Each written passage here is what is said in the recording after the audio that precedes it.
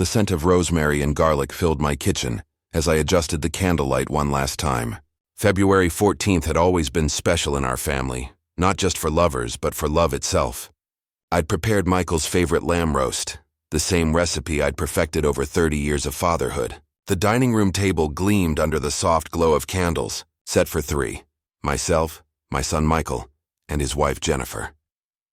I straightened my best shirt, the navy blue one with tiny checks that Michael had complimented years ago. At 64, I still took pride in my appearance, especially when my only child was coming for dinner. The grandfather clock in the hallway chimed 7 o'clock, and right on schedule I heard their car pull into the driveway.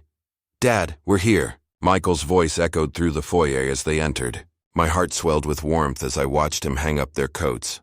Even at 33, he was still my boy in so many ways. The same confident stride, the same way he clapped his hands together when he was in a good mood. Jennifer followed behind him, her auburn hair perfectly styled, wearing a dress that probably cost more than my monthly pension. She offered me a polite nod, the kind you give to acquaintances before settling into the living room chair farthest from where I stood. "Everything smells incredible, Dad," Michael said, patting my shoulder. The familiar sound of his laughter filled the room as he admired the table setting. "You really went all out tonight." We settled around the dinner table, and I couldn't help but smile as I carved the roast. This was what I lived for. Family moments, the 3 of us together. Jennifer picked at her food, scrolling through her phone between bites. But Michael was animated, telling me about his latest promotion at the marketing firm. "The Hendersons want me to lead the entire West Coast campaign," he said, his eyes bright with excitement. "It's everything I've worked for, Dad. Everything you helped me achieve." My chest tightened with pride. I remembered those late nights helping him with college applications, the second mortgage I'd taken to pay for his business degree, the countless sacrifices I'd made after his mother passed away when he was just 16. It had all been worth it to see him succeed. As we finished the main course, Michael reached into his jacket pocket with a mysterious smile. "Actually, Dad, Jennifer and I have a little Valentine surprise for you both." He pulled out a small velvet box and placed it in front of Jennifer. Her eyes widened as she opened it, revealing a stunning diamond necklace that caught the candlelight like captured starlight. The stones were enormous, probably worth more than I made in 6 months. "Oh my God, Michael," she gasped, her hand flying to her throat. "It's beautiful. How did you afford this?" Michael beamed, clearly pleased with her reaction. "Nothing's too good for my wife," he said, fastening the necklace around her neck. She immediately pulled out her phone to take selfies, the diamonds sparkling against her skin. My heart warmed watching my son's generosity, even as I wondered about the expense. Then Michael turned to me with that same mischievous grin he'd worn as a child on Christmas morning. "And Dad," he said, reaching into his other pocket, "this is for you." He handed me a crisp white envelope, sealed with a small red heart sticker. The paper felt expensive between my fingers, and I could see something written in Michael's careful handwriting across the front. "For the best father in the world." "Go ahead. Open it," Jennifer said, not looking up from her phone as she continued photographing her new jewelry. "We put a lot of thought into it." Michael nodded eagerly. "Yeah, Dad, this is something really special, something that shows how much you mean to us." My hands trembled slightly as I held the envelope. After all these years of giving, of sacrificing, of putting Michael's needs before my own, he was finally acknowledging everything I'd done. The weight of the envelope felt promising, substantial. Should I open it now? I asked, wanting to savor the moment. "Absolutely," Michael laughed. "We can't wait to see your reaction." Jennifer finally looked up from her phone, a strange smile playing at her lips. "Yes, please open it. I'm dying to see what you think." I carefully peeled back the heart sticker, not wanting to damage something my son had prepared with such care. The envelope opened easily, and I reached inside, expecting to find a heartfelt card, maybe tickets to something special, or perhaps even a check to help with my mounting medical bills. My fingers found nothing. I looked into the envelope again, turning it toward the candlelight. Empty, completely empty. Confusion washed over me as I looked up at Michael and Jennifer. They were both watching me with amused expressions, as if waiting for the punchline of a joke I didn't understand. Is something supposed to be in here?" I asked quietly. Michael burst into laughter. "Dad, your face! You should see your expression right now." Jennifer giggled, covering her mouth with her manicured hand. We thought it would be funny. You know, like those prank gift boxes that have nothing inside? It's hilarious, right? Michael continued, wiping tears from his eyes. We figured you'd get a kick out of it. You always loved our practical jokes when I was a kid. I stared at the empty envelope in my hands, the expensive paper suddenly feeling like tissue. Around the table, my son and his wife continued laughing at their clever prank, while I sat frozen, trying to process what had just happened. The diamonds around Jennifer's neck caught the light again as she leaned forward. "Don't look so serious, Dad," she said, using the title like it was a burden. "It's just a joke. Besides, what do you really need at your age anyway?" The candles flickered in the sudden silence that followed her words. Michael's laughter died away as he seemed to notice my expression for the first time. "Dad, come on, it was just a prank. Don't be upset," but I wasn't upset, not yet. I was something else entirely. I was awake. For the first time in years, I was seeing my son and his wife clearly, without the filter of unconditional love clouding my vision. I folded the empty envelope carefully and placed it beside my plate. "Of course," I said quietly. "Very funny." The rest of the evening passed in a blur of forced conversation and uncomfortable silences. As they prepared to leave, Jennifer admired herself in the hallway mirror, the diamond necklace glittering against her throat like captured tears. "Thanks for dinner." "Dad," Michael said, kissing my cheek the same way he had when he arrived. But now the gesture felt hollow, automatic. "Happy Valentine's Day," I replied, closing the door behind them. I stood in my empty foyer, listening to their car drive away, the empty envelope still clutched in my hand. 30 years of single parenthood, of sacrifice, of love, had led to this moment, my son laughing at my hurt, his wife counting my worth as nothing. The grandfather clock chimed 9 times, and I realized that this Valentine's Day had indeed been about love. It had shown me exactly how little I had left to give to people who saw me as nothing more than a punchline. I sat alone in my living room, long after their taillights disappeared down the street, the empty envelope resting on the coffee table before me like evidence of a crime. The candles in the dining room had burned down to stubs, casting dancing shadows on the walls that seemed to mock the warmth I'd tried so hard to create. The silence in the house felt different now, not peaceful, but heavy with realization. I picked up the envelope again, running my fingers along its edges. The paper was indeed expensive, probably from that boutique stationery shop downtown where Jennifer liked to buy her wedding invitations and party supplies. They'd spent money on the envelope itself, which somehow made the emptiness inside even more calculated. I walked to my study and turned on the desk lamp, examining the envelope under the bright light. Michael's handwriting on the front, "For the best father in the world," looked rushed, almost careless. Had he written it while laughing about the joke he was about to play? Had Jennifer watched him scribble those words, both of them amused by the irony? My hands found the photo album I kept in the bottom drawer of my desk. The leather cover was worn smooth from years of handling, filled with memories I'd treasured for decades. I opened it slowly, each page a testament to the life I'd built around my son.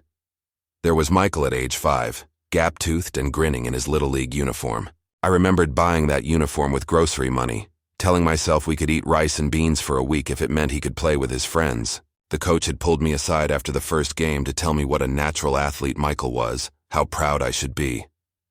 I turned the page. Michael's high school graduation, both of us beaming in our matching Navy suits. I'd worked double shifts for 3 months to afford that suit, wanted to look respectable standing next to my son as he received his diploma. The principal had mentioned during his speech how many single parents were in the audience that year, how much sacrifice it took to raise successful children alone.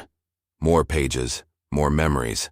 Michael's college acceptance letter, which we'd celebrated with dinner at the fanciest restaurant in town, a place I couldn't really afford but insisted on because it was a once-in-a-lifetime moment. His wedding day, where I'd walked him down the aisle in place of his mother, both of us crying as I placed his hand in Jennifer's. Each photograph showed the same thing, a father who had given everything, and a son who had graciously accepted it all. I closed the album and leaned back in my chair, staring at the empty envelope on my desk. When had things changed? When had my love become something to laugh about? The answer came to me slowly, like pieces of a puzzle falling into place. It had started small. Jennifer's comments about my old-fashioned cooking, her suggestions that I might be more comfortable eating in the kitchen when they had company. Michael's increasing absence from our Sunday dinners, always having important plans or work obligations. Then there were the bigger things. Last Christmas, when I'd given Michael a watch that had belonged to his grandfather, my father's watch, passed down through 3 generations, Jennifer had laughed and said, "Who even wears watches anymore, Dad?" Michael had smiled uncomfortably but hadn't corrected her. My birthday last year, when they'd shown up empty-handed claiming they'd forgotten, but promising to make it up to me later. They never did. The phone calls that grew shorter and less frequent. The holidays where I was invited as an afterthought, told to just bring yourself, while being expected to help with cooking and cleanup. I rose from my chair and walked to the kitchen, where the remnants of tonight's dinner still sat on the counter. The lamb roast I'd spent all afternoon preparing, the fresh flowers I'd bought for the centerpiece, the wine I'd been saving for a special occasion, all of it for 2 people who had come here to humiliate me. As I began clearing the dishes, I found myself calculating the cost of tonight's meal. The lamb alone had been $40, money I could have spent on my arthritis medication instead. The wine, another $30, the flowers, $15. Nearly $100 spent to provide the perfect setting for their cruel joke. But it wasn't really about the money, was it? It was about the message. The empty envelope wasn't just a prank, it was a statement. It said that I, as a person, as a father, as a human being deserving of respect, was worth nothing to them. Less than nothing, because at least nothing wouldn't have required effort to wrap and present. I loaded the dishwasher mechanically, my movements automatic after decades of maintaining this house alone. The same house where I'd raised Michael after his mother died, where I'd helped him with homework at the kitchen table, where I'd stayed up all night when he had pneumonia at age 12, monitoring his fever and praying he'd be okay. The same house where I'd celebrated every one of his achievements, from his first A+ on a spelling test to his college graduation. The same house where I'd welcomed Jennifer with open arms when Michael first brought her home, where I'd hosted their engagement party and their wedding shower. The same house where they'd just sat at my table, eaten my food and laughed at my pain. I finished cleaning and walked through each room, turning off lights. In the living room, I paused at the mantelpiece where family photos were displayed. Michael at various ages, smiling and happy. Michael and Jennifer's wedding photo, where I stood proudly beside them in my rented tuxedo. Photos of holidays, birthdays, graduations, a whole life documented in silver frames. But looking at them now, I noticed something I'd never seen before. In almost every recent photo, I was slightly apart from Michael and Jennifer, not quite included in their circle, not quite part of their unit. Even in pictures, I was becoming invisible to them. I picked up their wedding photo and studied it closely. I remembered that day so clearly. How proud I'd been to walk Michael down the aisle, how emotional I'd gotten during the ceremony. I'd spent my entire savings on that wedding, wanting to give them the perfect start to their marriage. Jennifer's parents had contributed nothing, claiming they were letting the kids stand on their own feet. But I'd made sure every detail was perfect. Looking at the photo now, I could see the truth I'd missed at the time. Even on their wedding day, Jennifer's smile when she looked at me had been polite but distant. Even then, I was already becoming the inconvenient father-in-law, tolerated but not truly welcomed. I set the photo back on the mantel and walked upstairs to my bedroom. As I changed into my pajamas, I caught sight of myself in the dresser mirror. 64 years old, graying hair, lines around my eyes from decades of worry and work. When had I become old to them? When had I stopped being dad and become just another burden to manage? I lay in bed staring at the ceiling, the empty envelope on my nightstand like a monument to my naivety. For years I'd told myself that Michael was just busy, that Jennifer needed time to warm up to me, that their distance was natural as they built their own life together. I'd made excuses for every slight, every forgotten phone call, every time I felt like an outsider in their presence. But tonight had stripped away all those comfortable lies. Tonight had shown me exactly what I meant to the 2 people I loved most in the world. The grandfather clock downstairs chimed midnight, and I realized Valentine's Day was over. My last Valentine's Day as a fool who believed his love was returned, who thought his sacrifices were appreciated, who imagined his son still cared about his feelings. Tomorrow would be different. Tomorrow, I would begin to see clearly. But first I had some planning to do. The days following Valentine's dinner crawled by with agonizing clarity. Every interaction with Michael and Jennifer took on new meaning, as if someone had suddenly turned on a bright light in a room I'd been stumbling through in darkness for years. It started with a phone call 3 days later. Jennifer's voice was honey-sweet, the way it always was when she wanted something. "Hi, Dad," she said, and I could hear the false warmth even through the phone. "Michael and I were wondering if you could watch the house this weekend. We're going to that spa resort in Napa for our anniversary. Their anniversary, of course. Another expensive trip. Another weekend where they'd spend more money than I saw in months while asking me to provide free services." "I see," I said carefully. "And what exactly would watching the house involve?" "Oh, you know, just the usual. Make sure everything's secure, water the plants, bring in the mail, maybe run the dishwasher and do a little tidying up. We had some friends over last night and things got a bit messy." I closed my eyes, picturing their sprawling suburban home, the one I'd helped them buy with a substantial down payment gift 3 years ago. The house with the granite countertops Jennifer had insisted on. The swimming pool Michael claimed they needed for entertaining. The 3-car garage for vehicles that cost more than I'd ever made in a year. "And there's one more tiny favor," Jennifer continued, her voice taking on that wheedling tone I was beginning to recognize. "Our housekeeper canceled, and I was hoping you could maybe run the vacuum and do a quick bathroom clean. You're so good at that stuff, and we really want everything perfect when we get back." So good at that stuff. As if cleaning toilets was my special talent, my contribution to their perfect life. "I'll think about it," I said. "Think about it?" The sweetness in her voice cracked slightly. "Dad, we really need this. It's our anniversary, and we've been working so hard. Surely you can spare one weekend to help your family." Your family. The word stung because I realized I wasn't included in that definition. I was the help, the free labor, the convenient old man who could be counted on to drop everything for their needs. I said, "I'll think about it." "Jennifer." "Fine," she said, and now the mask was completely off. "But honestly, Dad, I don't know what else you have going on that's so important. It's not like you have a social life or anything." She hung up before I could respond, leaving me staring at the phone in my hand. The casual cruelty of that last comment hit me like a physical blow. Not like you have a social life or anything. As if my loneliness was amusing to her. As if my solitude was proof that I had nothing better to do than serve their convenience. I didn't call back to agree to house sit. For the first time in years, I simply didn't respond to their request. On Friday evening, Michael called. "Dad, what's going on?" "Jennifer said you're being weird about watching the house." "I'm not being weird, son. I'm just busy this weekend." "Busy?" Michael laughed, but there was an edge to it. "Come on, Dad, busy with what?" "You're retired." There it was again. The assumption that retirement meant my time was worthless, that I existed solely to be available for their needs. "I have plans," I said simply. "What plans?" "You never have plans."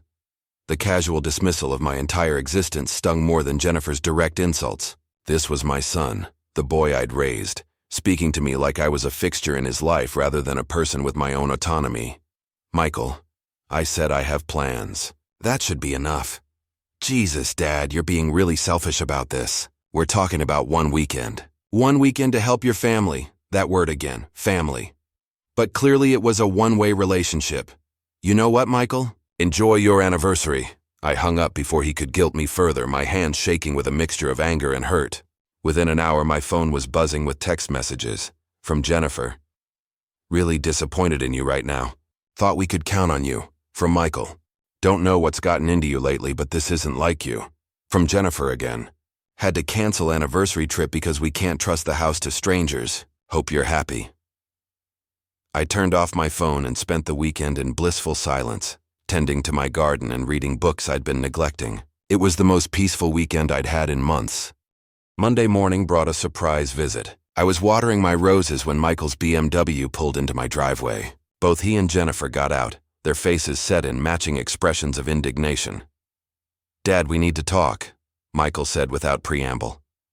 I set down my watering can and studied them both. Jennifer looked particularly put out, her designer handbag clutched like a weapon, her perfect makeup unable to hide the irritation in her eyes. "Of course. Come in." We settled in my living room, and I noticed how they positioned themselves. Michael on the couch, Jennifer beside him, both facing me like I was on trial. United against me, a team of 2 against 1 lonely old man. "Dad, your behavior this weekend was completely unacceptable," Michael began, using the tone he probably reserved for difficult clients at work. "Jennifer and I have been nothing but good to you, And when we ask for one simple favor, nothing but good to me? I interrupted quietly. Jennifer leaned forward, her voice dripping with condescension. Dad, I think you're having some kind of episode. Maybe we should look into getting you some help. Professional help, the implication was clear. Disagree with them, assert any independence, and suddenly I was mentally unstable. What kind of help did you have in mind, Jennifer? Well, there are facilities for seniors who are becoming difficult. Places where they can get the support they need when family members can't handle them anymore. Michael nodded along, as if threatening to institutionalize me was a reasonable response to my refusing to clean their house. You know, Dad, maybe Jennifer's right. You've been acting strange lately, antisocial, unreasonable. I looked at my son, really looked at him. When had he become this person? When had he started seeing threats to his convenience as signs of mental illness in his father? I see, I said calmly. So if I don't want to spend my weekend cleaning your toilets, I need professional help. Don't be dramatic, Jennifer snapped. We're talking about basic family obligations. Normal people understand that. Normal people, I repeated. And what would you say is normal, Jennifer? What does a normal family relationship look like to you? She exchanged a glance with Michael, as if I was proving their point about my mental state. Normal families help each other, she said slowly, as if speaking to a child. They don't make everything about themselves. Make everything about themselves, I murmured. Interesting perspective. I rose from my chair and walked to the window, looking out at the garden I'd spent years cultivating. Behind me, I could hear Michael and Jennifer whispering to each other, probably discussing my condition. You know what I think is normal? I said, turning back to face them. I think normal adult children call their parents just to check in, not only when they need something. I think normal families remember birthdays without being reminded. I think normal people show gratitude when someone sacrifices for them, instead of treating those sacrifices as their due. Here we go, Jennifer muttered. The guilt trip. I think normal people, I continued, ignoring her, don't give their father an empty envelope as a Valentine's gift, and then laugh at his reaction. Michael had the grace to look uncomfortable at that, but Jennifer just rolled her eyes. God, Dad, you're still upset about that? It was a joke. Learn to take a joke. A joke, I repeated. Yes, I suppose it was. I'm just beginning to understand what kind of joke it was. They left shortly after that, with more muttered comments about my attitude and vague threats about doing something if I didn't start being more cooperative. I watched them drive away in their expensive car, heading back to their perfect house that I'd helped pay for, and felt something shift inside me. For 33 years, I'd been the perfect father, always available, always giving, always understanding. I'd absorbed every slight, excused every cruelty, rationalized every instance of being taken for granted. But that man, that doormat, was gone. He'd died on Valentine's Day with an empty envelope in his hands. The man who remained was someone entirely different, someone who was done being the family joke, the convenient servant, the mental patient for asserting basic human dignity. This new man had plans. The transformation didn't happen overnight, but it began immediately. That very evening, after Michael and Jennifer left with their thinly veiled threats, I sat down at my kitchen table with a yellow legal pad and began making lists. The first list was titled, What I've Given. It took 3 pages. The down payment for their house, $75,000 from my retirement savings. Michael's college tuition, $120,000. Including living expenses in that study abroad program Jennifer had insisted he needed. The wedding, $35,000 for what Jennifer called the perfect day. Their car payments when Michael was between jobs, $8,000. Christmas gifts, birthday presents, anniversary dinners, emergency loans that were never repaid. The numbers added up to a staggering total. The second list was titled, What I've Received. It took half a page, obligatory holiday visits. Awkward dinners where I felt like an unwelcome third wheel. Phone calls that lasted exactly long enough to ask for favors. And finally, an empty envelope presented as entertainment. The third list was the most important. What they don't know. This list was short but powerful. They didn't know that the house was actually in my name as co-owner, due to my down payment contribution.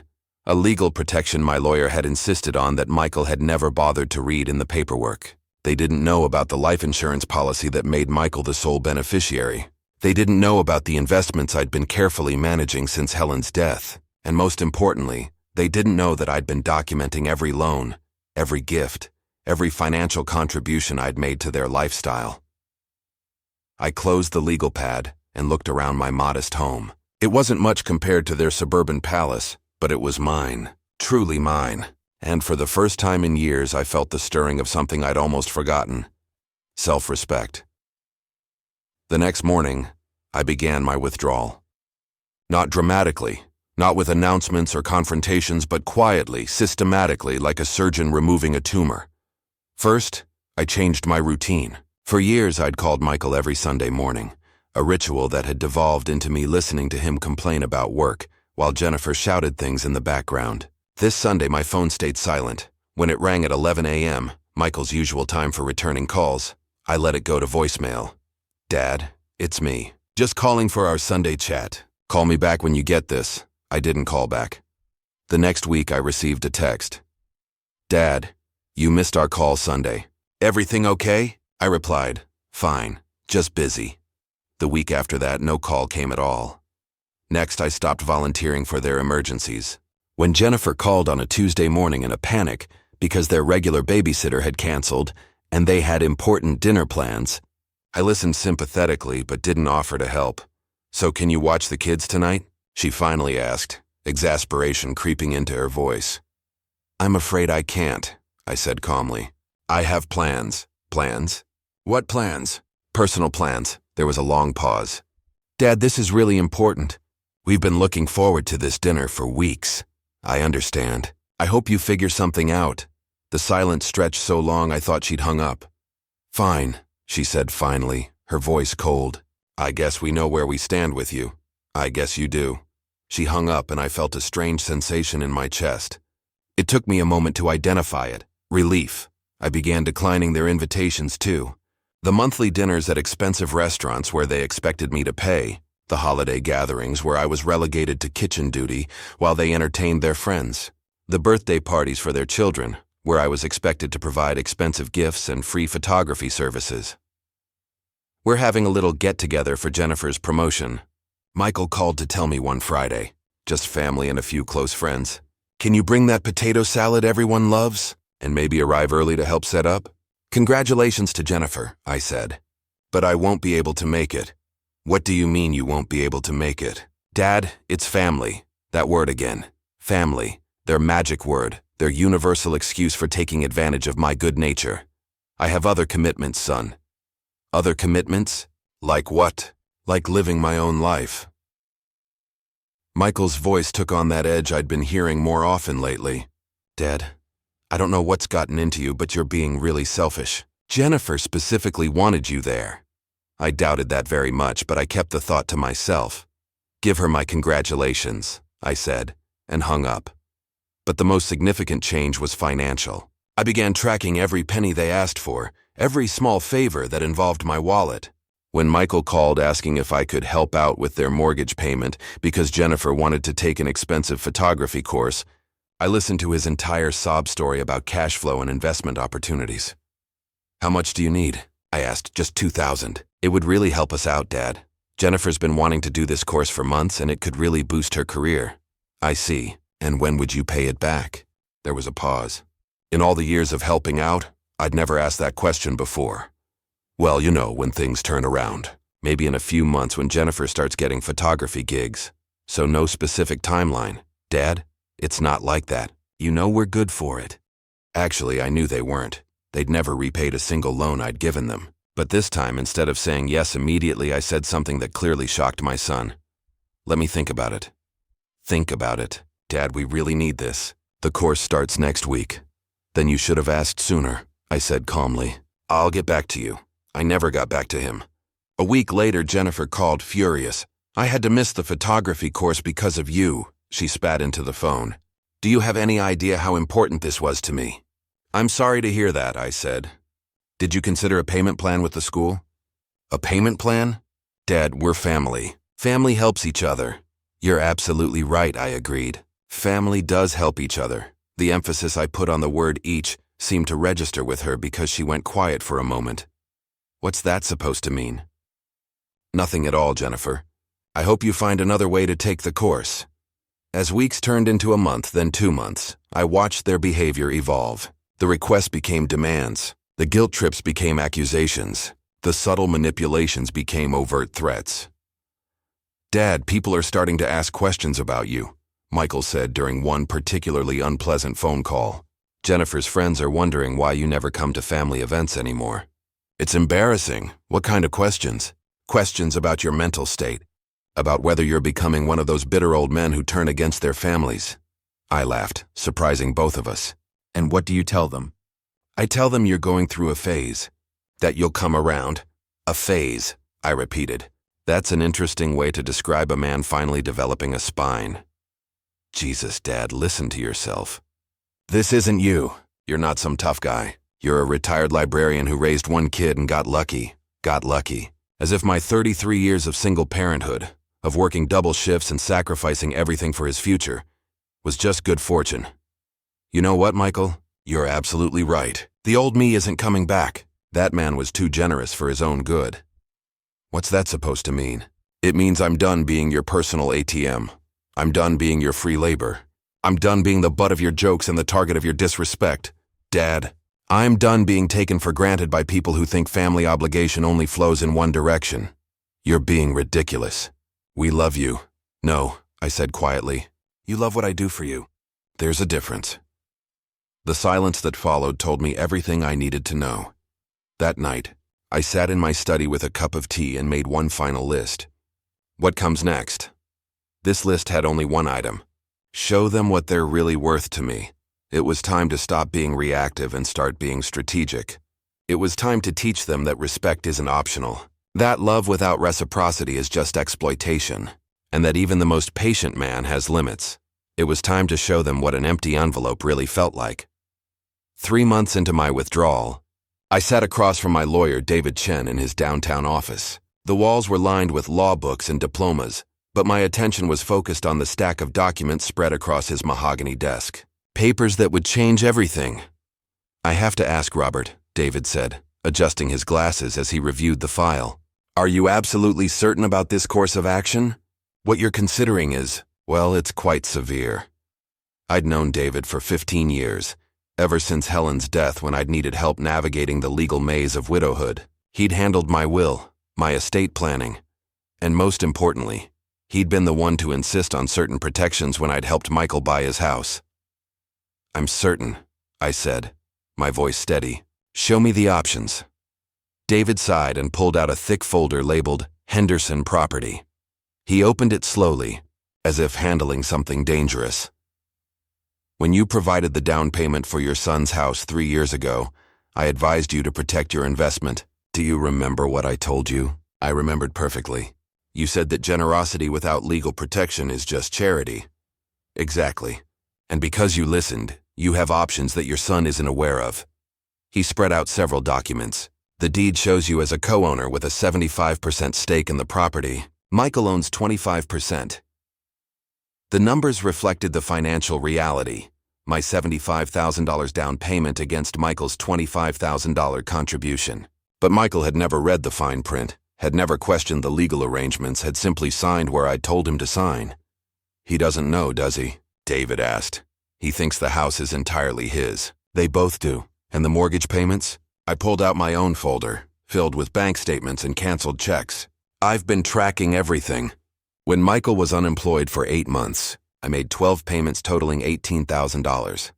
When they wanted to refinance for a lower rate, I provided another $15,000 for closing costs. When they added the pool and the deck, I gave them $22,000 as a gift. David whistled low. So your total investment in their property is $130,000. More than the house was worth when they bought it. And they've repaid? Nothing. Not a penny. David leaned back in his chair, studying me with the expression he reserved for his most complex cases. Robert, you realize what this means? You're not just a co-owner. Given your investment and their default on repayment, you could argue for majority control of the property. The words hung in the air between us like a loaded gun. After months of being treated like a senile old man, whose only value was what he could provide, the irony was delicious. The son and daughter-in-law who saw me as nothing more than a walking wallet, had been living in a house I essentially owned. "What are my options?" I asked. David spread out several more documents. Option 1, force a sale. As majority owner, you can petition the court to sell the property and divide the proceeds according to ownership percentages. They'd get 25% of the sale price minus the outstanding mortgage.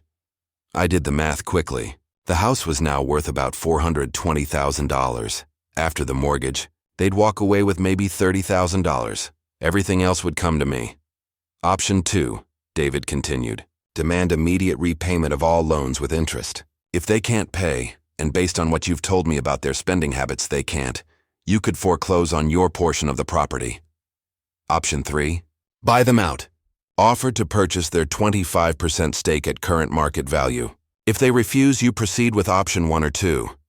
I studied the documents, seeing not just legal text but years of manipulation and disrespect crystallized into black and white. Every dollar I'd given them, every sacrifice I'd made, every time they'd laughed at my expense. It was all here, documented and legally binding. "There's something else," David said quietly. "Something I think you should consider before making any decisions." He pulled out another file, this one much thicker.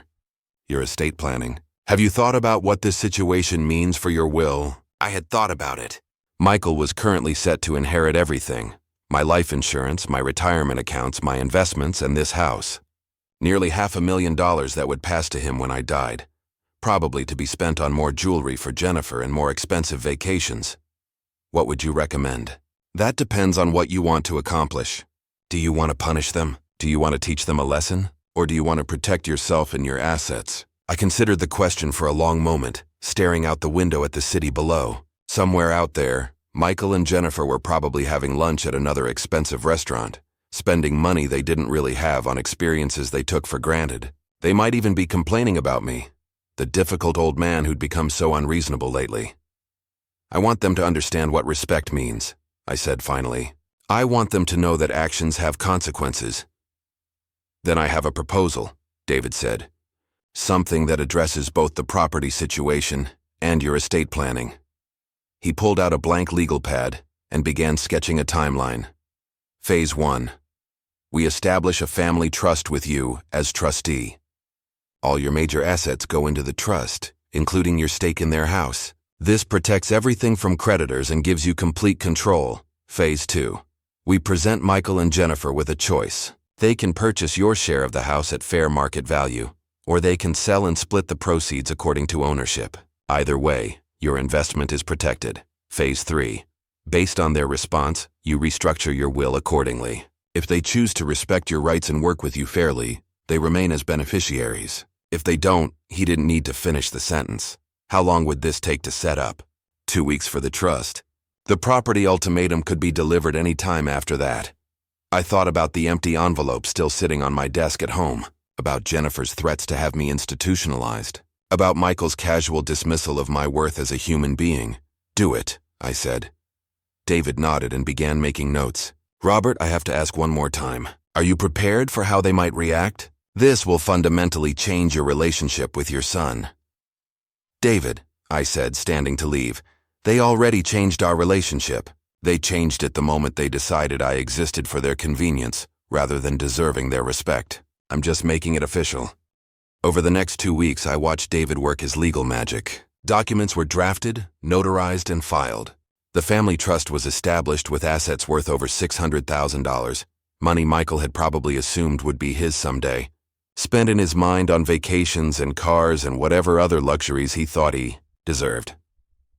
But the most satisfying moment came when David presented me with the final documents that would be delivered to Michael and Jennifer. A formal notice of ownership stake, a demand for loan repayment, and an ultimatum. Buy me out or sell the house within 60 days. Once you serve them with these papers, David warned, there's no going back. This will escalate things beyond anything you've experienced with them. I thought about that for a moment, imagining Michael's shock when he realized the house he thought he owned was actually mine. I pictured Jennifer's rage when she discovered that the man they'd been treating like a servant held all the cards. "Good," I said, signing the documents. It's time they learned that underestimating people can be expensive. That evening, I sat in my study with a glass of wine, and the satisfaction of knowing that tomorrow would bring a very different conversation with my son and daughter-in-law. No more empty envelopes. No more jokes at my expense. No more assuming that Dad would always be there to clean up their messes and fund their lifestyle. Tomorrow, they would discover that the old man they'd been laughing at owned the ground they stood on, and the best part? It was all perfectly legal. The papers were served on a Thursday morning at 9 a.m. sharp. I knew the exact time because I'd instructed David to have the process server call me the moment the documents were delivered.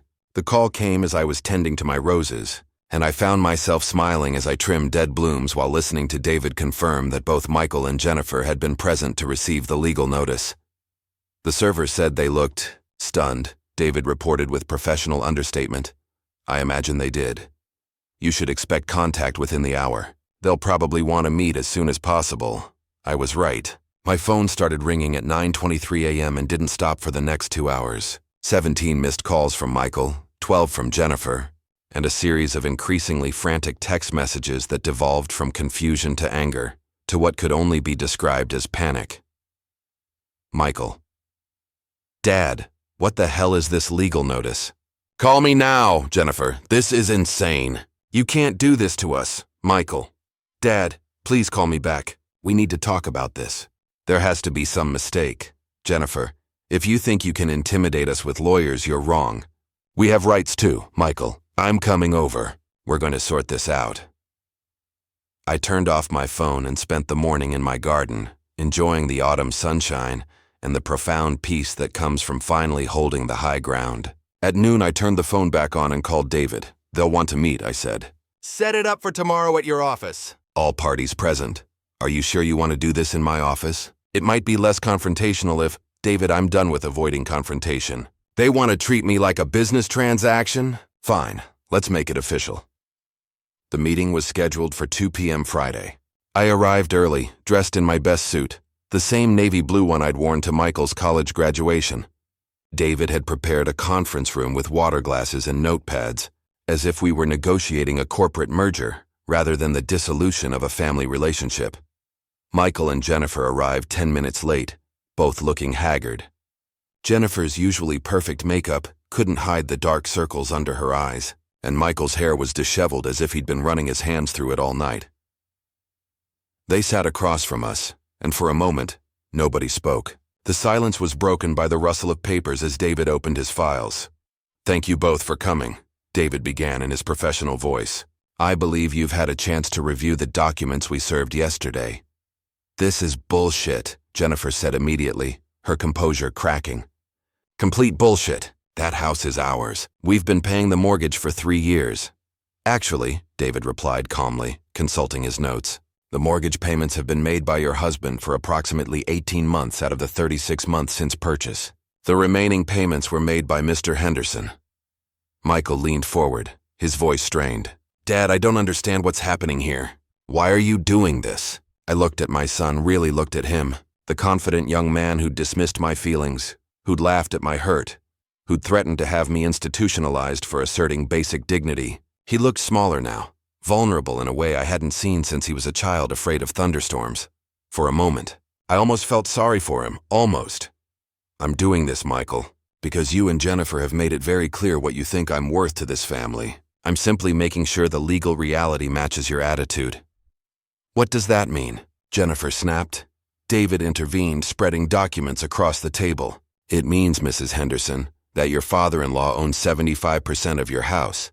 It means he's provided over $130,000 in loans and gifts that have never been repaid. And it means he has legal options that could result in you losing your home.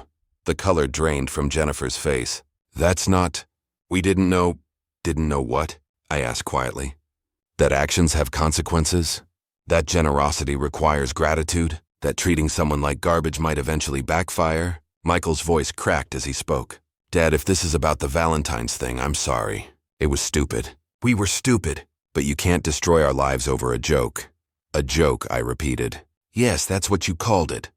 Just like you called my feelings a joke, my time worthless, my need for respect unreasonable. I reached into my briefcase and pulled out a folder I'd prepared.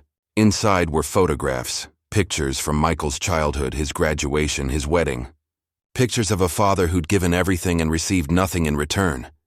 Do you know what I did the night you gave me that empty envelope? I asked, sliding the photos across the table. I went through these pictures and tried to remember when you stopped loving me. Dad, that's not... When did I become the punchline, Michael? When did my feelings become something to laugh about? When did you decide that family meant I had to give everything and you had to give nothing? Jennifer tried to interrupt, but I continued, my voice gaining strength. When did you decide that threatening to put me in a nursing home was an appropriate response to my saying no to cleaning your toilets? The room fell silent except for the sound of Jennifer's sharp breathing. Here's what's going to happen, I said, my voice calm and steady. You have 60 days to buy out my 75% stake in the house at current market value. That's approximately $315,000. We don't have that kind of money, Michael whispered. Then you sell the house and we split the proceeds according to ownership. You'll walk away with about $30,000 after the mortgage is paid off. That's our home, Jennifer said, tears now streaming down her face. Our children's home. No, I corrected gently. It's my home that you've been living in. There's a difference, David cleared his throat. There is a third option we haven't discussed. Both. Michael and Jennifer looked up hopefully. Your father is willing to consider alternative arrangements if certain conditions are met. What conditions? Michael asked desperately. I pulled out another document, one I'd spent weeks preparing with David's help. Full repayment of all loans within 12 months with interest. A formal written agreement acknowledging the loans and establishing payment terms. And... I paused, looking directly at both of them. A sincere apology for 3 years of disrespect, manipulation, and emotional abuse. The words hung in the air like a challenge. Emotional abuse? Jennifer scoffed, but her voice was shaky. You're being dramatic, am I? Let's see. Threatening to institutionalize me for asserting boundaries, dismissing my feelings as mental illness, treating me like hired help, making my loneliness a source of entertainment, taking my generosity for granted while giving nothing in return. I met her eyes. What would you call that, Jennifer? She looked away, unable to hold my gaze. Michael's voice was barely audible. What kind of apology? The kind that acknowledges specific behaviors and commits to change. The kind that comes from understanding rather than desperation. And if we do all that, the house remains yours to live in as long as the payments are made and the respect is maintained. Miss a payment or revert to old behaviors, and we're back to options 1 and 2, David added. Your father is also restructuring his will to reflect these new arrangements. Your inheritance will depend entirely on how you handle this situation going forward. The impact of those words was immediate. Jennifer's face went white and Michael actually gasped. You're disinheriting us? Michael asked. I'm making my inheritance contingent on you treating me like a human being rather than an ATM, I corrected. The choice is entirely yours. I stood to leave, gathering my papers. You have 48 hours to decide which option you prefer. David will draft the appropriate paperwork based on your choice. Dad, wait, Michael called as I reached the door. I turned back to see my son with tears in his eyes, looking more like the frightened little boy I'd once comforted than the arrogant man who'd dismissed my worth. I'm sorry, he whispered. I'm so sorry. I know you are, son, I said gently. The question is whether you're sorry enough to change. I left them in that conference room with their choices, their consequences, and perhaps for the first time in years, a real understanding of what they stood to lose. The drive home was peaceful. For the first time in months, I felt like I could breathe freely. The weight of being taken for granted, of swallowing disrespect, of enabling ungrateful behavior, all of it was gone. Whatever they decided, whatever happened next, I had reclaimed my self-respect. I had shown them that love without respect is just exploitation, and that even the most patient man has limits.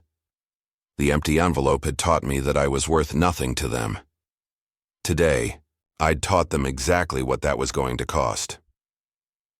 47 hours later, my doorbell rang at 6 p.m. on Sunday evening. I was in my study, reading a biography of Winston Churchill and sipping a glass of scotch, when the chimes echoed through the house. Through the front window, I could see Michael's BMW in the driveway, both him and Jennifer sitting inside as if gathering courage for what they had to do. I took my time answering the door, finishing the paragraph I was reading. When I finally opened it, they stood on my porch looking like defendants awaiting sentencing. Dad, Michael said, his voice hoarse. Can we come in? Of course, they followed me to the living room, the same room where we'd had so many arguments over the past few months. But this time the dynamic was different. They sat close together on the couch, united not in opposition to me but in desperation. Jennifer spoke first, her voice barely above a whisper. "We choose option 3. I nodded, unsurprised. David had predicted they'd take this route once the reality of their situation sank in. "We accept the loan repayment terms," Michael continued. "The acknowledgement of debt, the interest, all of it. And the other condition?" Jennifer's perfectly manicured hands twisted in her lap. We want to apologize. Really apologize. I'm listening." Michael cleared his throat, pulling out a folded piece of paper. "I wrote this down because I wanted to make sure I said everything right." He unfolded the paper with shaking hands and began to read. "Dad, I'm sorry for taking you for granted. I'm sorry for treating your generosity as something you owed us instead of something you chose to give. I'm sorry for dismissing your feelings and making you feel like your only value to us was financial." His voice cracked, and he paused to compose himself. "I'm sorry for laughing when you were hurt. I'm sorry for not defending you when Jennifer was disrespectful. I'm sorry for threatening to institutionalize you when you stood up for yourself." He looked up from the paper, tears in his eyes. "Most of all, I'm sorry for forgetting that you're my father, not my employee." He folded the paper and looked at Jennifer, who was crying silently. "My turn," she said, not bothering to wipe away her tears. "Robert, I'm sorry for treating you like hired help. I'm sorry for making jokes about your age and your loneliness. I'm sorry for manipulating you with guilt and then getting angry when it stopped working." She took a shuddering breath. "I'm sorry for calling you senile and suggesting you needed professional help just because you started saying no to us. I'm sorry for taking your love for Michael and using it against you." Her voice dropped to almost inaudible. "I'm sorry for making you feel worthless when you're the reason we have everything we have." The room fell silent except for the ticking of the grandfather clock in the hallway. I studied both of them, looking for signs of genuine remorse versus desperate performance. What I saw was exhaustion, fear, and something that might actually be understanding. "Stand up," I said quietly. They both looked confused but complied. "Jennifer, look around this room. Really look at it." She glanced around at the modest furnishings, the family photos, the well-worn furniture that had served us for decades. "This is where I raised Michael after his mother died. This is where he did his homework at that dining room table. This is where he brought you when you were dating, where I welcomed you into our family." I met her eyes. "This is the home of the man you threatened to put in a facility." Her face crumpled and fresh tears started flowing. "Michael," I continued, "do you remember what you said to me the day your mother died?" He nodded, unable to speak. "You said, 'It's just you and me now, Dad. We have to take care of each other.' Do you remember that?" "Yes," he whispered. "When did you stop believing that? When did taking care of each other become me giving and you taking?" "I don't know," he said honestly. "I don't know when I became that person." I walked to the mantelpiece and picked up a framed photo, Michael's college graduation, both of us beaming with pride and accomplishment. "I need you both to understand something," I said, turning back to face them. "The man in this picture would have given you anything. He would have died for you, sacrificed everything for your happiness, worked until his last breath to ensure your success." I set the photo down carefully. But that man was being murdered slowly, day by day, by people who saw his love as weakness and his generosity as stupidity. That man died on Valentine's Day with an empty envelope in his hands. Jennifer sobbed openly now, and Michael's shoulders shook with silent tears. "The question is," I continued, "who do you want me to be going forward? The doormat you can manipulate and disrespect? Or the father who loves you enough to demand that you be better than you've been?" "The father," Michael said immediately. "We want our father back." "Then you need to understand that father comes with conditions now. Respect isn't negotiable, gratitude isn't optional, and treating me like family means I get to expect family behavior in return." "We understand," Jennifer said, wiping her eyes. "We really do understand. Do you? Because this isn't just about money, though the financial disrespect was certainly part of it. This is about basic human dignity, about remembering that I'm a person with feelings, not just a resource to be exploited." I sat down across from them, leaning forward to make sure they understood the gravity of what I was saying. "I'm 74 years old. I don't have unlimited time left to spend on relationships that drain my soul. If we're going to rebuild what we had, it has to be genuine. No more manipulation. No more taking advantage. No more empty gestures. No more empty envelopes, Michael said quietly. Exactly. I reached into my jacket pocket and pulled out a folded document. David prepared the loan agreement. You'll repay $130,000 over 12 months at 3% interest. That's $11,200 per month. Michael's eyes widened. Dad, that's more than our mortgage payment. Yes, it is. You'll need to make some lifestyle changes. No more expensive dinners, no more luxury vacations, no more designer handbags until this debt is cleared. Jennifer started to protest, then stopped herself. You'll also maintain the house properly, keep up with all repairs and maintenance, and provide me with monthly financial statements showing that the payments are being prioritized. And if we do all that, Michael asked, then the house remains yours. My will remains unchanged, and we start rebuilding a relationship based on mutual respect instead of one-sided exploitation. And if we don't, then you lose everything. The house, the inheritance, and any chance of having me in your lives. The finality of those words settled over them like a heavy blanket. We'll do it, Jennifer said firmly. Whatever it takes, we'll do it. We'll prove to you that we can change, Michael added. That we deserve another chance. I studied their faces one more time, looking for any sign of resentment or hidden anger. What I saw instead was something I hadn't seen in years, genuine respect for me as a person rather than a resource. All right then, I said, handing Michael the loan documents. Sign these and we'll start over. As Michael signed his name with shaking hands, I felt something shift in the room. The power dynamic that had been so skewed for so long was finally balanced. They needed me now. Not just for money, but for forgiveness, for the chance to prove they could be better.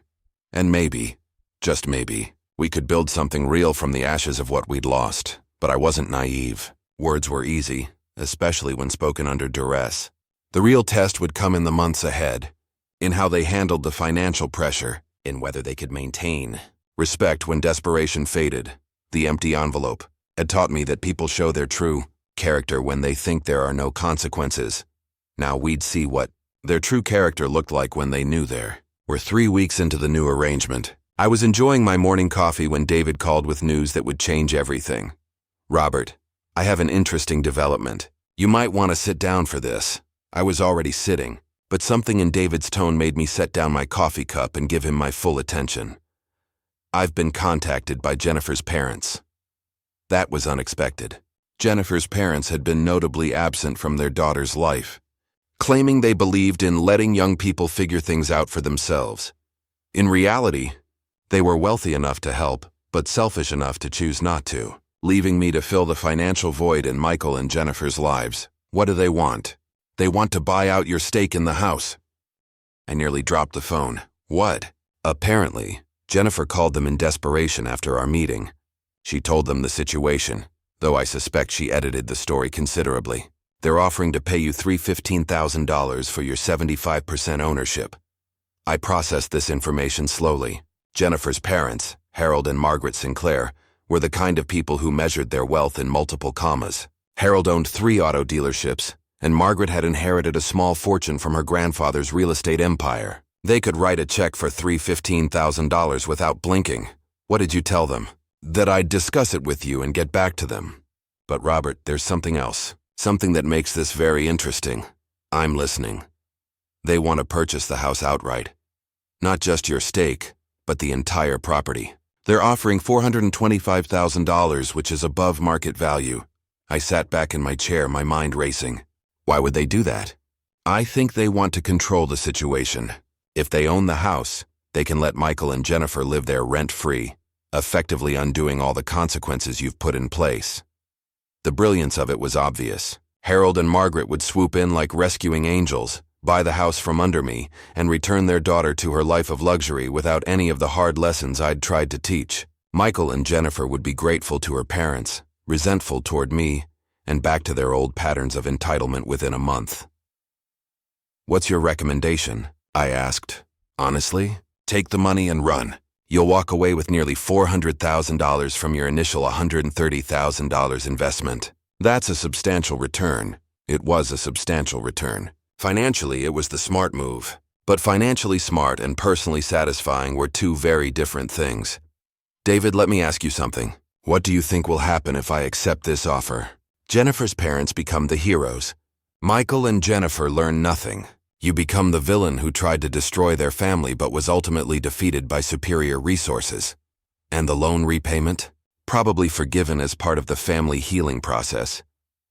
I stared out my kitchen window at the garden I'd spent decades cultivating. Like those roses, some lessons required careful tending, patience, and the right conditions to bloom. Allowing Harold and Margaret to rescue their daughter would be like pulling up seedlings before they had a chance to grow. Set up a meeting, I said finally. All parties present. Tomorrow, if possible. Robert, what are you thinking? I'm thinking it's time to find out what kind of people we're really dealing with. The meeting was arranged for the next afternoon at David's office. Harold and Margaret Sinclair arrived in a silver Bentley, dressed like they were attending a board meeting rather than a family negotiation. Harold was a large man with silver hair and the kind of commanding presence that came from decades of successful business dealings. Margaret was elegant in the way that only old money could achieve, with pearls that probably cost more than most people's cars. Michael and Jennifer arrived separately, looking nervous and unsure of their role in this new development. They sat together on one side of the conference table, while the Sinclairs took positions that suggested they were running the show.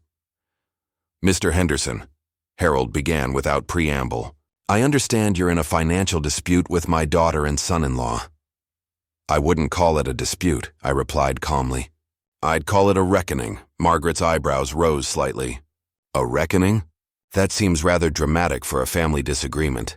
Does it? Your daughter threatened to have me institutionalized for asserting basic boundaries. Your son-in-law laughed at my emotional pain and treated it as entertainment, if that's what you consider a normal family disagreement. I think we have very different definitions of family.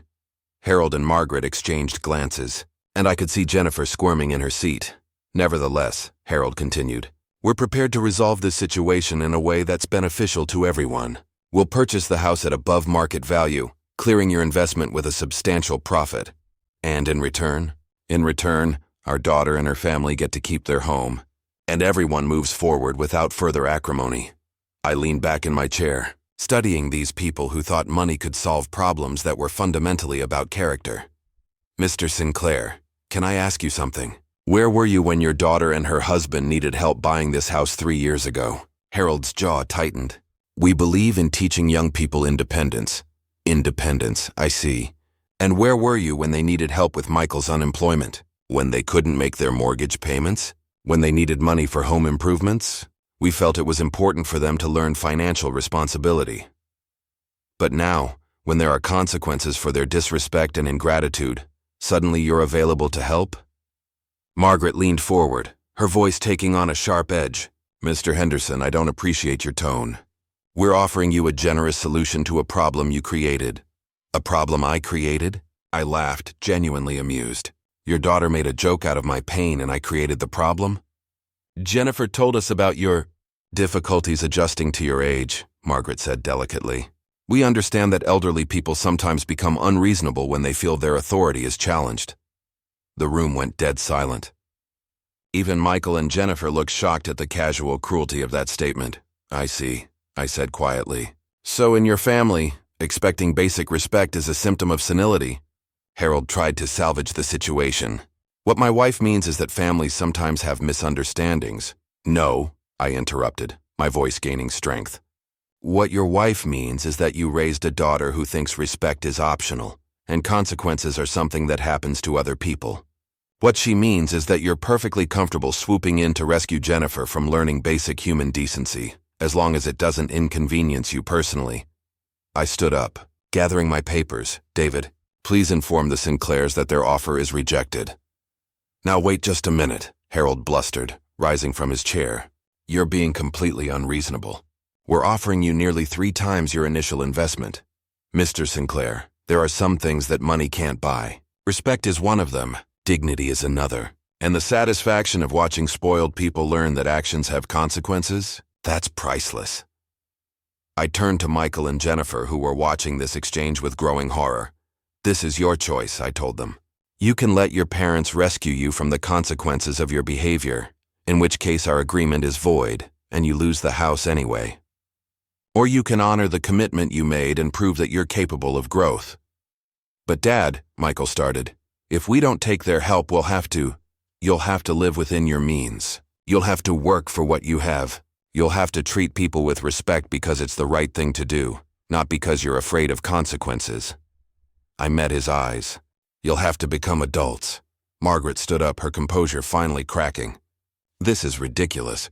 You're destroying a family over your wounded pride. No. Mrs. Sinclair, I'm trying to save a family from people who think love means never having to face consequences for hurting others. I walked toward the door, then paused and turned back. Harold. Margaret, you have beautiful clothes, expensive cars, and enough money to solve most problems. But you raised a daughter who thinks cruelty is amusing and entitlement is a virtue. All that wealth couldn't buy you decent human beings for children. The words hit their target. Margaret's face went white and Harold's hands clenched into fists. And Michael, Jennifer, I continued, you have a choice to make. You can be rescued by people who've never required you to be better than you are, or you can earn back the respect you threw away. But you can't have both. I left them in that conference room with their choices, their money, and their wounded pride. The drive home was peaceful. I'd just turned down a life-changing amount of money, but I felt richer than I had in years, because some things really were priceless, and watching spoiled people learn that the world doesn't revolve around them, that was worth more than all the money in Harold Sinclair's bank account. 2 days after rejecting the Sinclair's offer, I was in my garden when I heard a car pull into the driveway. Through the fence, I could see Harold's silver Bentley, and my first instinct was irritation. I'd made my position clear, and I wasn't interested in another round of negotiations. But it wasn't Harold who got out of the car. It was Jennifer, alone, carrying what looked like a small package. She approached my front door hesitantly, as if unsure of her welcome.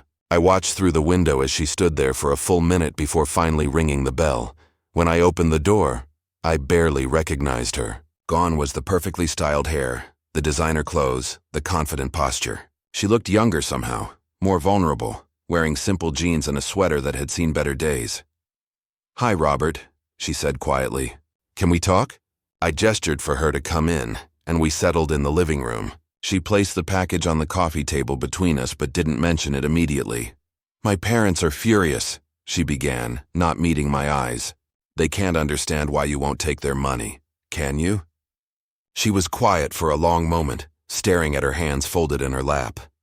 "I think I'm starting to," she said finally. "It's not really about the money, is it? It's about them trying to fix my mistakes without me having to actually change." I said nothing, waiting for her to continue. "They've always done that," she continued, her voice growing stronger. "Whenever I messed up, whenever I faced consequences, they'd swoop in and make it all go away. They never let me fail, never let me learn from my mistakes. And how did that serve you? It didn't. It made me into someone who expects to be rescued, who thinks consequences are something that happens to other people." She looked up at me for the first time. "It made me into someone who could give you an empty envelope and think it was funny." The admission hung in the air between us. "Michael doesn't know I'm here," she continued. "He's at work, probably trying to figure out how we're going to make that first loan payment without my parents' help." "And how are you going to make it?" "We're selling things. The jewelry, the expensive furniture, Michael's motorcycle." She gestured to her simple clothes. I returned most of my wardrobe. Turns out I had $3,000 worth of unworn dresses in my closet. That must have been difficult. Actually, it was liberating. Do you know how exhausting it is to maintain an image you can't afford? To pretend you're something you're not? I thought about all the times I'd watched them spend money they didn't have on things they didn't need, always wondering how they managed to live so far beyond their means. "We've been living like that for years," Jennifer continued. "Ever since we got married, we've been spending money we didn't have, taking loans we couldn't repay, acting like success was our due rather than something we had to earn." She reached for the package on the table and held it out to me. "This is for you." I opened it carefully, and inside found something that took my breath away. It was the diamond necklace Michael had given her on Valentine's Day, along with a small envelope. "Jennifer, I can't accept this." "Please," she said, tears starting to form in her eyes. "I need you to have it." I opened the envelope expecting to find some kind of explanation or apology. Instead, I found a receipt showing that she'd sold the necklace back to the jewelry store for $8,000, significantly less than Michael had paid for it, but still a substantial sum. I don't understand. The necklace was beautiful, she said, wiping her eyes. But every time I looked at it, I thought about that night. About you sitting at the table with that empty envelope, and me laughing at your pain. She took a shuddering breath.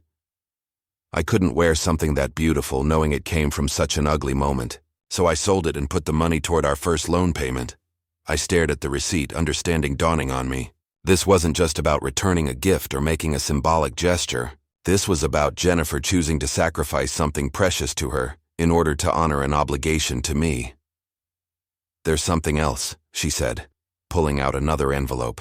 This one isn't empty. Inside was a check for $11,200, their first loan payment, due in 2 weeks. We're not waiting until the due date, she explained. We want to show you that we're serious about this, that we understand what we almost lost. I held the check and the receipt, 2 pieces of paper that represented something I hadn't expected. Genuine accountability. Jennifer, I need to ask you something, and I want you to be completely honest with me. She nodded. Are you doing this because you've genuinely learned something, or because you're afraid of losing your house? She considered the question seriously, not rushing to give me the answer she thought I wanted to hear. Both, she said finally. I'm terrified of losing our home, but I'm more terrified of staying the person I was 3 months ago. What do you mean? I mean someone who could look at a man who'd given us everything and see only what more he could provide. Someone who could mistake kindness for weakness and generosity for stupidity. Her voice broke. Someone who could hurt the person who loved us most and think it was entertaining. The tears were flowing freely now, and I found myself moved by the raw honesty of her emotion. I've been thinking about that night constantly, she continued. About the look on your face when you opened that envelope. About how we laughed while you sat there realizing that the people you'd sacrificed everything for saw you as a joke. She stood up and walked to the window, looking out at the garden where I'd spent so many peaceful hours. Do you know what the worst part is? You never stopped being kind to us even when we were being cruel to you. You never stopped hoping we'd be better, even when we kept proving we weren't. I joined her at the window, both of us looking out at the roses that were beginning their autumn bloom. People can change, Jennifer, but they have to want to change more than they want to stay comfortable. I want to change, she said firmly, not because I'm afraid of consequences, but because I'm ashamed of who I became. I want to be someone worthy of the love and generosity you showed us. And Michael? Michael is struggling. He's angry at my parents for trying to rescue us, angry at himself for needing rescue, angry at the situation we're in. But he's also working harder than I've ever seen him work. He picked up a weekend job to help make the payments. This surprised me. Michael had always been somewhat entitled about work, expecting success to come easily because it always had. Where is he working? At a furniture store. Loading trucks, helping customers, whatever they need. It's not glamorous, but it pays well. She smiled slightly. He comes home exhausted and covered in dust, but he seems, I don't know, more solid somehow. More real. I understood what she meant. There was something grounding about honest work, about earning money through effort rather than manipulation or family connections. There's something I need to tell you, I said, making a decision I'd been wrestling with for weeks. Something about your parents' offer. Jennifer turned to face me, curious. I didn't reject their money because I needed you to suffer. I rejected it because I knew that if I accepted it, nothing would really change. You'd be grateful to them, resentful toward me, and back to your old patterns within a month. You're right, she said simply. That's exactly what would have happened, but there's more. Your parents aren't just offering to buy the house. They're threatening to cut you off completely if you don't let them rescue you. Jennifer's face went white. What? Harold called David yesterday. Apparently they're furious that you chose to honor our agreement instead of accepting their help. They see it as a rejection of their authority, a sign that you're choosing my influence over theirs. So they're disowning me? They're giving you an ultimatum. Accept their rescue and maintain your lifestyle, or honor your commitment to me and lose their financial support forever. Jennifer sank into a chair, the weight of this news settling over her. What are you going to do? I asked gently. She was quiet for a long time, staring at the check and receipt on the table. I'm going to choose the hard road, she said finally. I'm going to choose growth over comfort, accountability over rescue. Even if it means losing your parents' support? Especially then, because I finally understand something. Being loved conditionally isn't really being loved at all, and I'd rather earn genuine respect from one person than manipulate conditional approval from a dozen. She stood up, gathering herself with new resolve. "Keep the necklace money," she said. "Consider it the first payment on a debt that can never really be repaid. The debt of showing me who I really was and giving me a chance to be better." As she prepared to leave, I felt something I hadn't experienced in years, genuine hope for the future of our relationship. "Jennifer," I called as she reached the door. "Yes? For what it's worth, I think you're making the right choice." She smiled, the first genuine smile I'd seen from her in years. For the first time in my life, I'm making a choice instead of expecting someone else to fix my problems. It feels terrifying and wonderful at the same time. After she left, I sat in my living room holding the receipt from the necklace sale. It was just a piece of paper, but it represented something precious. The possibility of redemption. The hope that people could indeed change when they had the courage to face uncomfortable truths about themselves. The empty envelope had shown me who they really were. The returned diamonds showed me who they could become. 6 months after the empty envelope that changed everything, I was sitting on the porch of my new cottage, watching the sunrise paint the mountains in shades of gold and amber. The move to the retirement community in Asheville had been exactly what I needed. A fresh start in a place where I was valued for who I was, not what I could provide. The cottage was smaller than my old house, but it was perfect for one person who'd finally learned the difference between being alone and being lonely. I had neighbors who invited me for coffee, not just when they needed favors. I had activities that filled my days with purpose, not just obligation. And for the first time in years, I had peace. My phone buzzed with a text message from Michael. "Dad, can I call you tonight?" "Nothing wrong, just want to hear your voice. Just want to hear your voice." Simple words that would have been impossible 6 months ago, when every conversation had been transactional, every contact motivated by need rather than love. They'd made every loan payment on time, often early. Michael had kept his weekend job even after it was no longer financially necessary, saying he'd learned to value work that didn't depend on charm or connections. Jennifer had started volunteering at a local women's shelter, using her own experience of entitled behavior to help other women recognize their patterns of manipulation and blame. Most importantly, they'd begun treating me like family, real family, not the convenient kind that only flows in one direction. I picked up the letter that had arrived yesterday, reading it again as I watched the sun climb higher. It was from Jennifer, written in her careful handwriting. "Dear Robert, it's been 6 months since you moved to North Carolina, and I wanted to write you a real letter, not a text, not an email, but something I took time to think about and craft with care. I know we talk every week now, and I treasure those conversations, but there are things I want to say that feel too important for casual phone calls. First, I want you to know that the hardest part of these past months wasn't the financial sacrifice. It wasn't selling the jewelry or giving up expensive dinners or having to budget for everything. The hardest part was looking in the mirror and accepting who I had become.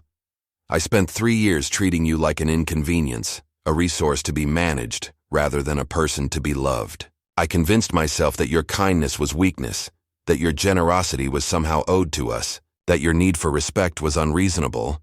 I was wrong about everything. The woman who could give you an empty envelope and laugh at your pain was someone I don't recognize anymore. She was selfish, cruel, and so entitled that she couldn't see the cruelty of her own actions. I'm ashamed that I was ever that person, but I'm grateful that she's gone. These months of living differently, of earning rather than expecting, of appreciating rather than demanding, they've taught me what you tried to show us all along. That love without respect is just exploitation. That family means mutual care, not one-way obligation. That generosity is a gift to be treasured, not a service to be taken for granted. Michael and I are different people now. We're better people, and we owe that transformation to you having the courage to demand better from us. Your cottage sounds wonderful, and your new friends sound like people who deserve to know the Robert we should have appreciated all along. I'm glad you found peace, even though it came at the cost of leaving us behind. We miss you every day, but we're grateful that missing you now comes from love rather than need. With all my respect and affection, Jennifer. P.S. I've enclosed something I hope you'll accept. It's not payment or obligation. It's just love. Inside the envelope was a photograph. Michael and Jennifer working side by side in a community garden. Both of them dirty and sweating and smiling with genuine joy. On the back, Michael had written, "Teaching kids to grow vegetables at the community center. Thought you'd like to see us growing something besides our bank account." I smiled, thinking about how different this felt from the empty envelope that had started everything. That envelope had contained nothing because that's what I'd meant to them. Nothing. This letter contained everything: accountability, growth, genuine affection, and hope for the future. My neighbor Eleanor knocked on my door, interrupting my thoughts. "Morning, Robert. Ready for our hike?" Eleanor was 78 years old and could outpace people half her age on mountain trails. She was also one of the most genuinely kind people I'd ever met, the kind of person who helped others because it brought her joy, not because she expected something in return. "Just finishing my coffee," I called back. "Give me 5 minutes." As I gathered my hiking gear, I thought about the strange twists life could take. 6 months ago, I'd been a lonely old man whose own family saw him as a joke. Today, I was surrounded by people who valued my company, sought my advice, and treated me with the respect I'd almost forgotten I deserved. The mountain trail was beautiful in the morning light, winding through forests that were just beginning to show their autumn colors. Eleanor and I hiked in comfortable silence for the first mile, each lost in our own thoughts. "You seem happy today," she observed as we paused to rest beside a small waterfall.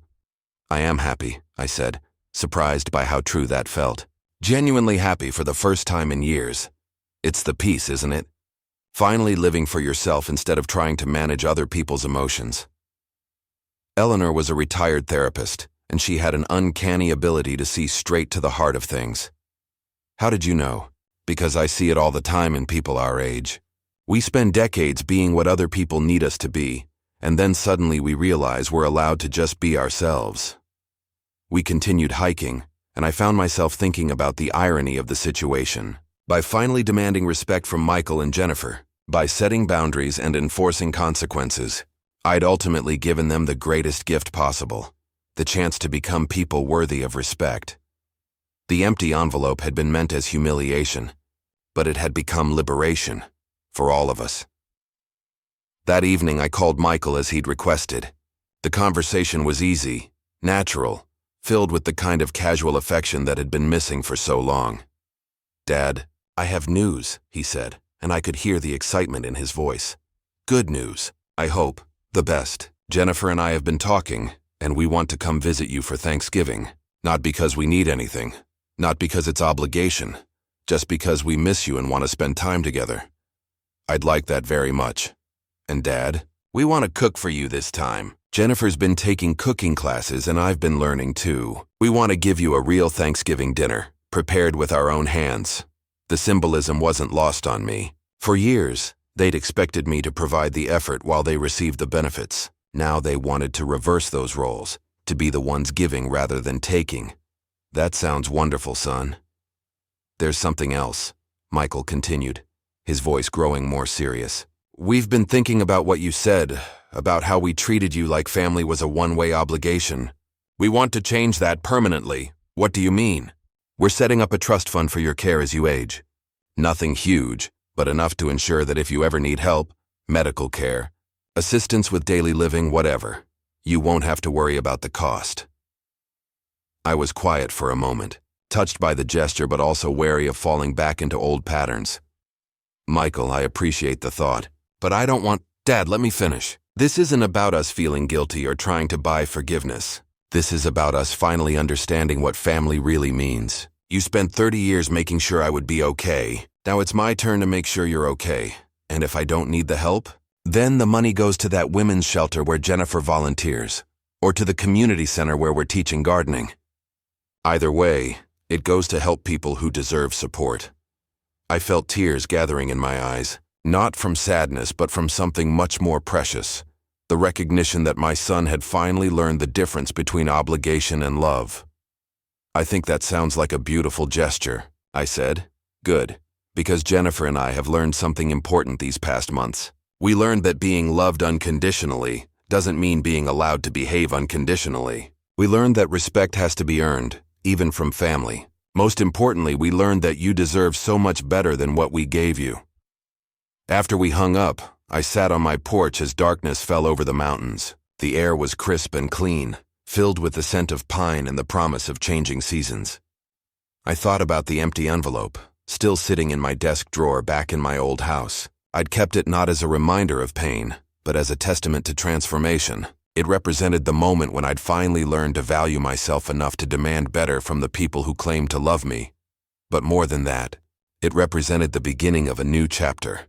Not just for me, but for Michael and Jennifer as well. By refusing to accept their disrespect, by demanding accountability, by choosing my own dignity over their convenience, I'd forced all of us to grow. The empty envelope had contained nothing, but it had given us everything: self-respect, genuine love, and the kind of family relationship that nurtures rather than depletes. As the stars began to appear in the clear mountain sky, I realized that this was what peace felt like. Not the absence of conflict, but the presence of authentic relationships built on mutual respect and genuine affection. I'd spent years being the perfect father, always available, always giving, always understanding. But that perfection had enabled imperfection in others, had created a dynamic where love flowed in only one direction. Now, finally, I was learning to be a healthy father, someone who loved deeply but demanded respect, who gave generously but expected gratitude, who remained available but not at the cost of his own dignity. The empty envelope had taught me that sometimes the most loving thing you can do for people is refuse to enable their worst impulses. Sometimes caring for someone means allowing them to face consequences. Sometimes the greatest gift you can give is the gift of accountability. As I prepared for bed in my peaceful cottage, surrounded by people who valued me for who I was, rather than what I could provide, I felt something I hadn't experienced in years: contentment with choices well made. The old Robert had died with an empty envelope in his hands. The new Robert had been born in a lawyer's office, demanding respect,